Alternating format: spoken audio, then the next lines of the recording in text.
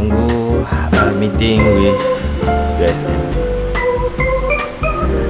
Webex meeting.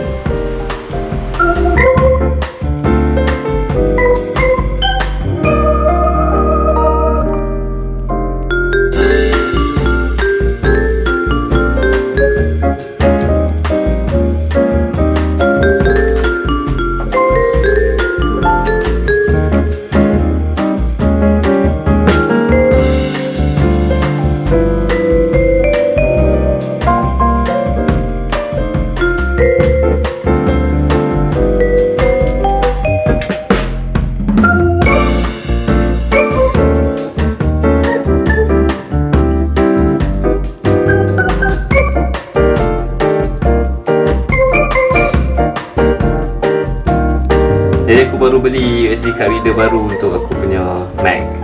But the problem is now is the design, sebab dia ada curve dekat sini. Jadi bila aku nak masukkan dekat Mac, ketat. Dan kalau aku tengah guna USB port, tak muat. You green why you do this kind of design.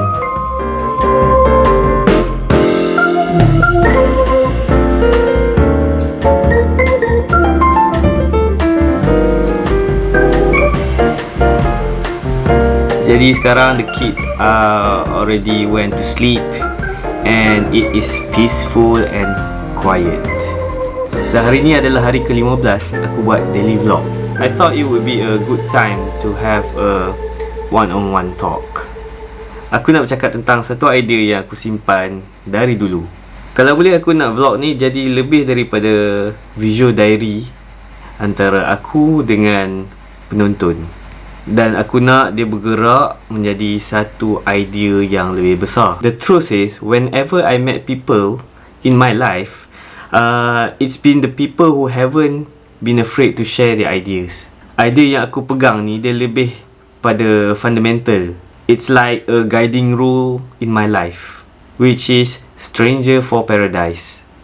Aku faham yang kita ni selalu fikir macam mana kita nak menjalani hidup kan. Bila kita berada di persimpangan hidup, ataupun kita perlu buat keputusan yang besar. Bukannya small decision macam apa yang kita nak makan hari ni, ataupun apa yang kita nak pakai besok. Tapi this is about life changing decision.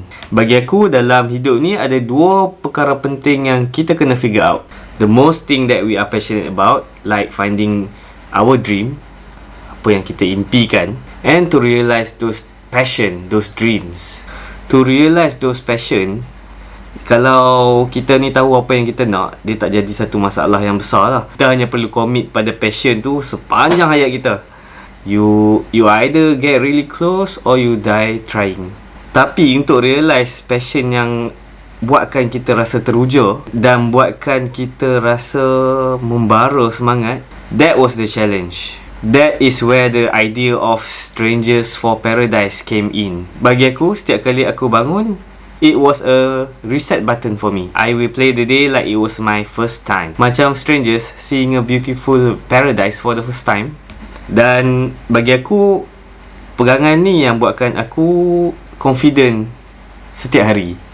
It's like a platitude without a goal, so you can't actually score. Dan aku sangat berpegang kepada idea ini. Aku minta maaf kalau aku tak dapat nak explain this in a whole Malay sentence. It's quite hard. Jadi setiap kali aku buat keputusan besar dalam hidup aku, atau aku temui passion yang baru, it will be came from years of pain and struggles to realise apa yang aku nak sebenarnya. Contohnya semasa aku umur 17 tahun, aku nak sangat jadi arkitek. Dan passion tu bawa aku sedekat lebih untuk aku fahami apa tu architecture. Untuk aku faham yang architecture tu adalah a learned game of form assembled in the light. Dan kemudiannya filmmaking came in. With another decade of filmmaking, aku realised that it was more than just a tools and grading. It was about telling a story. Dan kita kena ingat, that was the first step yang kita ambil. The first decision that we took to reach our ambition. Dan benda ni lah yang aku buat setiap hari sampailah ke hari ini. Dan hari ini aku dah 34 tahun dan aku yakin yang aku mahu pergi lebih jauh lagi. Setiap hari aku akan re-evaluate my decision to make sure that I'm on the right path. Contoh benda yang aku fikirkan setiap hari adalah, adakah aku akan tinggal dekat Pulau Pinang sampai bila-bila? I love Penang, but the idea of staying in a comfort place never been easy for me. Jadi sebab tu aku suka move around. Standing in one place make me too comfortable. And aku sentiasa ingat yang comfortable is the enemy of progress. Jadi apa aku nak buat sekarang? Satu, aku nak jadikan yang Strangers of Paradise ni satu idea dan plot dalam vlog YouTube aku setiap hari.